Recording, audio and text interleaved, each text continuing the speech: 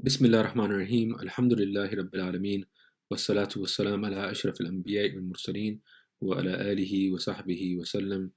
So we are on lesson 9 in our reading of al-Risala al-Khushu, and in this lesson Imam al-Khadimi is going to be discussing how we can attain presence of heart in actions that immediately precede prayer and in the actions of prayer itself.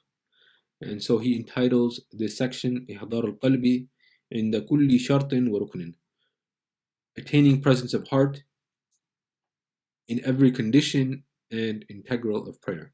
A condition of the prayer is an action that comes before the prayer upon which the validity of the prayer rests, whereas a rukn, or an integral, is an action that forms part of the prayer itself.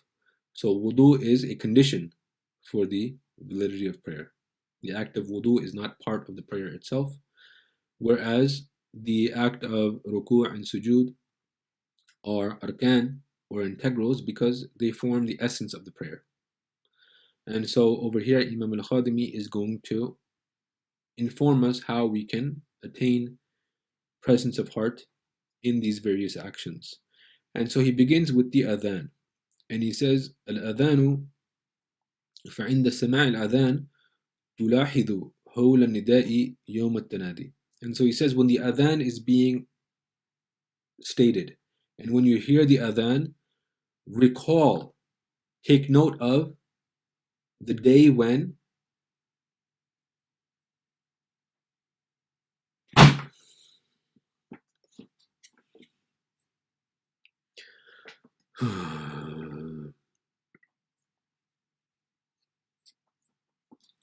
بسم الله الرحمن الرحيم الحمد لله رب العالمين والصلاة والسلام على أشرف الأنبياء والمرسلين وعلى آله وصحبه وسلم.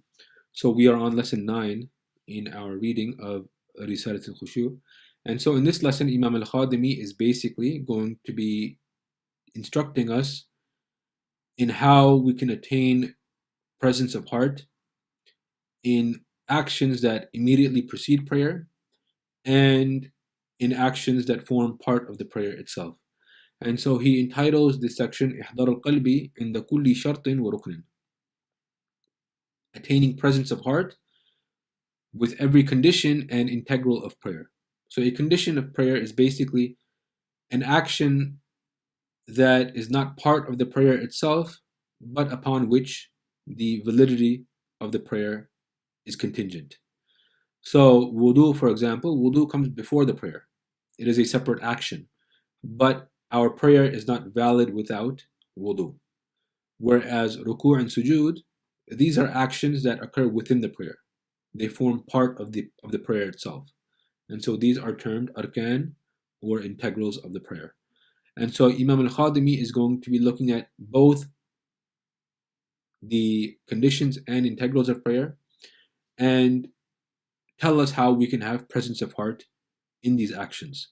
And so he begins with adhan, and he says al-adhanu فعند سماع الأذان تلاحظ هول نداء يوم التنادي.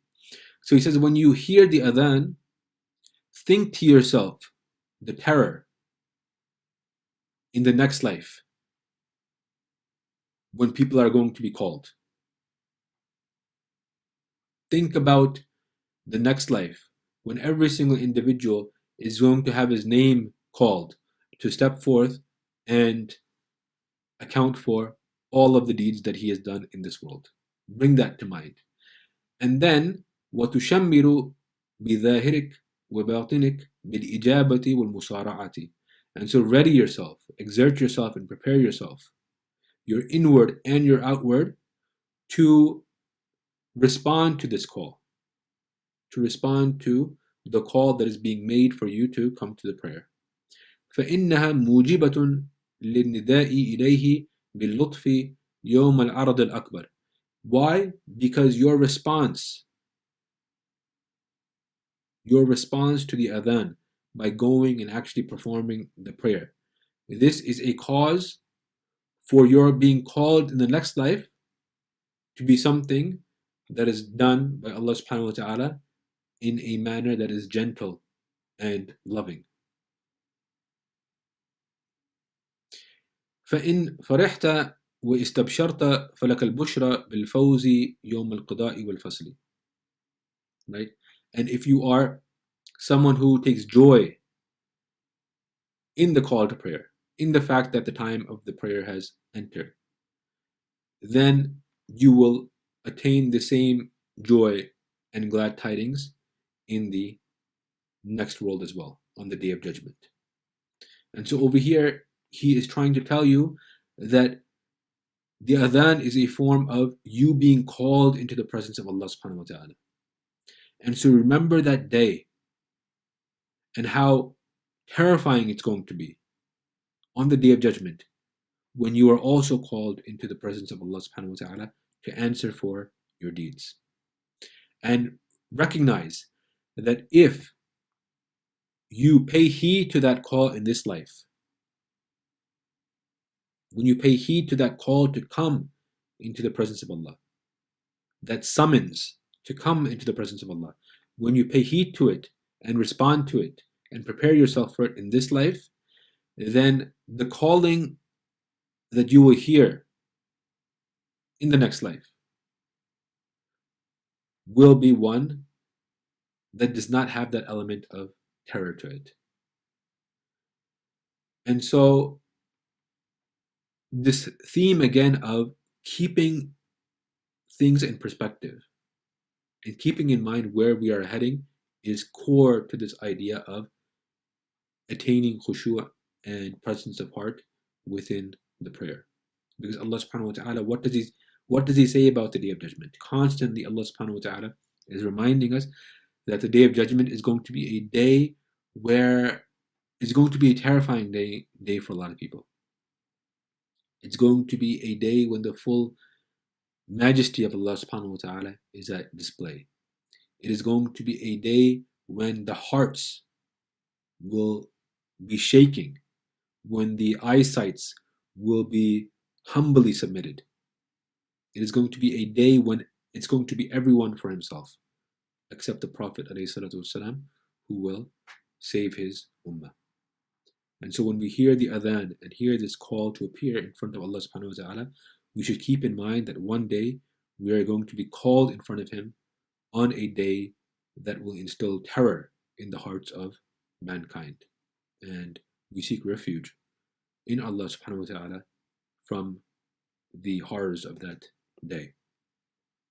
And then Imam al-Khadimi says, اعلم أن الأذان دعوة إلى أفضل العبادات. That know that the adhan is a call to the most important and the best of worship. الجامع لأنواع العبادات من التكبير والتسبيح والتهليل والحمد والشكر والقراءة والتشهد والصلاة على النبي صلى الله عليه وسلم والذكر والقيام والركوع والسجود والدعاء وحضور القلب مع الله تعالى والخشوع والتضرع. That this act of worship, why is it the most important act of worship?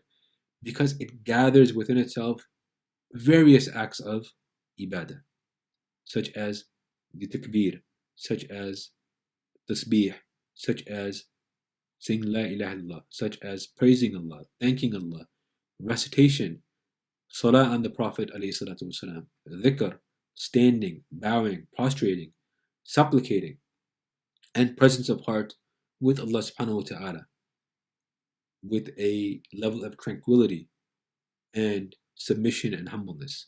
All of these things are gathered within the prayer. And so the prayer is really the most important of the acts of worship that we can engage in. فَإِنَّ أَوَّلَهُ إِثْبَاتُ الذَّاتِ وَتَنْزِيهُ عَنِ الْأَضْدَادِ. And so the beginning of the adhan is basically affirming Allah subhanahu wa ta'ala and the fact that He is the only deity. He is the only God. He has no partners. He has no likeness. He has no equals. ثم تصريح بالتوحيد المقدم على كل وظائف الدين. Right? And then there is an affirmation of Allah subhanahu wa ta'ala's oneness. بالتوحيد المقدم على كل وظائف الدين. And this affirmation of Allah subhanahu wa ta'ala's oneness is something that takes precedence over all other matters of our religion. It is the root of our deen. Ashhadu an la ilaha illallah. Ashhadu an la ilaha illallah. An affirmation that there's no God but Allah subhanahu wa ta'ala. There is no equal to Allah subhanahu wa ta'ala. He has no partners. He is one and the only true God. ثم تصريح بشهادة الرسالة التي هي أحد شطري الإيمان وقاعدة عظيمة في الدين. And then we have أشهد أن محمد رسول الله, affirming the prophethood of our Prophet عليه الصلاة والسلام, which is one of the two halves of Iman and a great pillar of our faith. ثم دعوة إلى أفضل العبادات الجامع لأنواعها. And then it is a call to the best of worship. حي على الصلاة. حي على الصلاة. ثم الدعاء إلى الفوز والبقاء في النعيم المقيم. And then it is a call. حي على الفلاح. It is a call to felicity. And it is a call to this idea of being eternally present in a state of blessing in the next life. ولذلك كله عظم ثواب المؤذن والمجيب له وصار من أركان الإسلام. And because of this, because of the message that the Adhan gives in terms of Allah's oneness, in terms of the prophecy of the Prophet ﷺ, in terms of a call to the greatest act of worship, a call to felicity and next worldly success.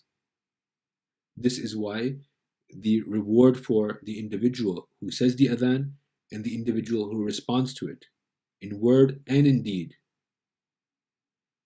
is so great in the textual sources. And this is why the Adhan is actually one of the pillars of Islam. It is one of the symbols of the Islamic faith, such that the ulama mention that if an army is going to a particular land and they hear the Adhan playing from the town, that they should cease and desist, because the base assumption now becomes that the people of this town, of this city, are Muslims, because the Adhan is playing over there.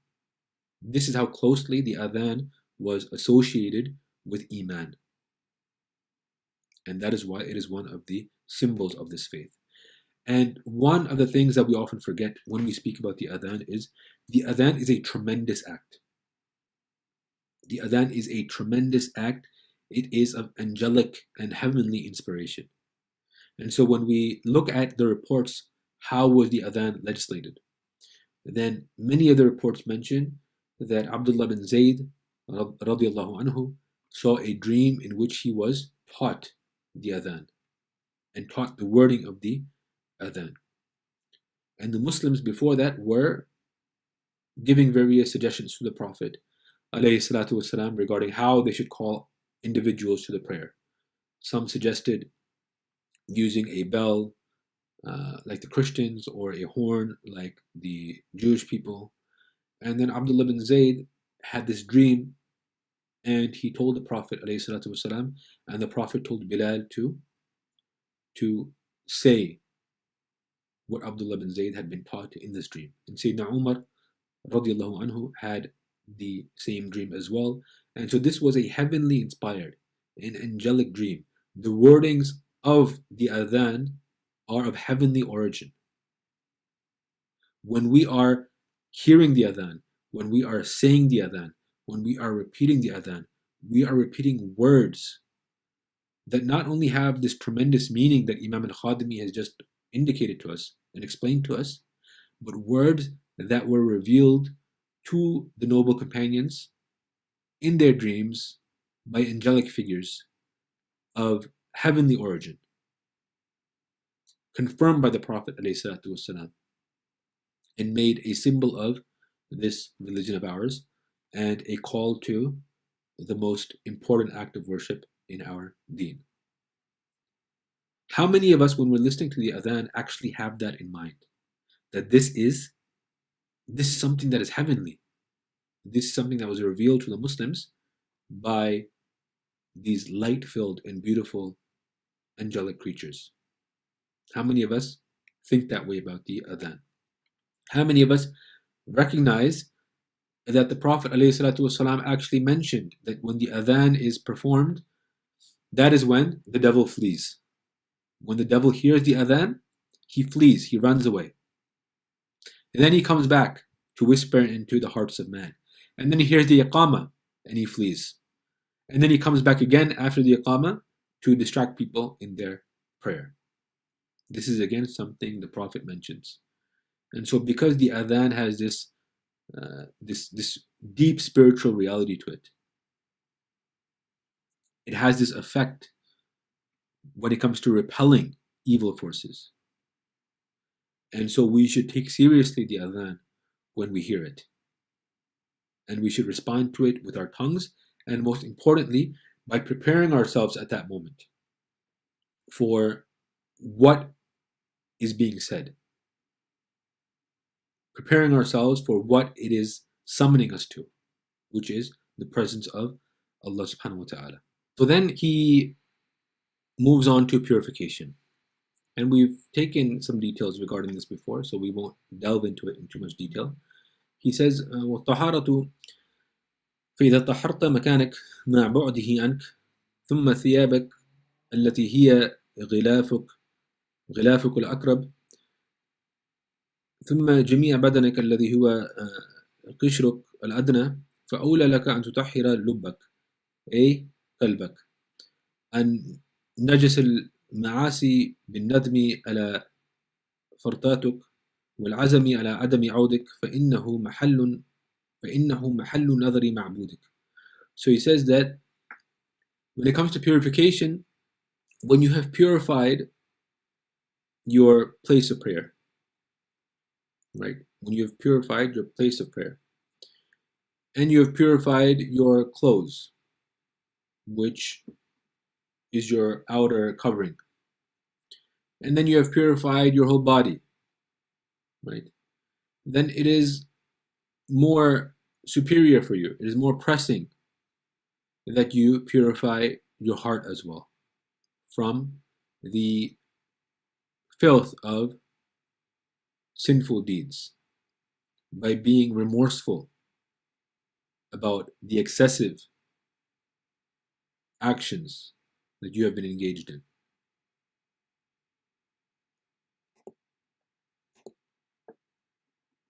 So then after this, he discusses purification or tahara. And he says, فَإِذَا طَهَّرْتَ مَكَانَكَ مَعْ بُعْدِهِ عَنْكَ ثُمَّ ثِيَابَكَ التي هي غلافك الأقرب ثم جميع بدنك الذي هو قشرك الأدنى فأولى لك أن تطهر لبك أي قلبك عن نجس المعاصي بالندم على فرطاتك والعزم على عدم عودك فإنه محل نظر معبودك. So he says that when you have purified your place of prayer, despite it being at a distance from you, and when you have purified your clothing, which is your outer covering, and then your body, when you've purified your body, then it is more pressing and more important for you to also purify your heart from the filth of sins by being remorseful for your excesses and by resolving never to return to your sinful behavior. Because the heart is the place that Allah subhanahu wa ta'ala looks at. The heart is something that Allah subhanahu wa ta'ala is aware of. And so if you're concerned about the purity of all these other things, your place of prayer, your clothing, your body, in the prayer itself, then it's more pressing that you be concerned about the purity of your heart as well, and the state of your heart, and the fact that it has been stained with sin, stained with excessive engagement in actions that are not pleasing to Allah subhanahu wa ta'ala. And so whenever you engage in purification, whenever you engage in the act of purifying whatever you need to purify in order to make your prayer valid, you need to think about the purity of your heart as well. Just like when you hear the adhan, It's a call to Allah subhanahu wa ta'ala and to His presence, and that should direct you towards the greater call that you'll hear in the next life. Similarly, when it comes to purification, the idea and the recognition of purity of the outward should turn your gaze also to the need to purify your inward as well within the prayer. And over here, when we look at the Quranic verse on wudu, we find this meaning to be affirmed. Outward purification has the purpose of inward purification. They are intimately linked. And when we think about outward purification, we need to think about inward purification. In this famous Quranic verse, Allah subhanahu wa ta'ala says, يَا أَيُّهَا الَّذِينَ آمَنُوا إِذَا قُمْتُمْ إِلَى الصَّلَاةِ فَاغْسِلُوا وُجُوهَكُمْ وَأَيْدِيَكُمْ إِلَى الْمَرَافِقِ.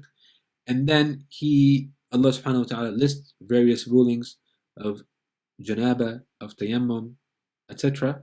And then He ends this verse by saying that مَا يُرِيدُ اللَّهُ لِيَجْعَلَ عَلَيْكُمْ مِنْ حَرَجٍ وَلَكِنْ يُرِيدُ لِيُطَهِّرَكُمْ وَلِيُتِمَّ نِعْمَتَهُ عَلَيْكُمْ لَعَلَّكُمْ تَشْكُرُونَ.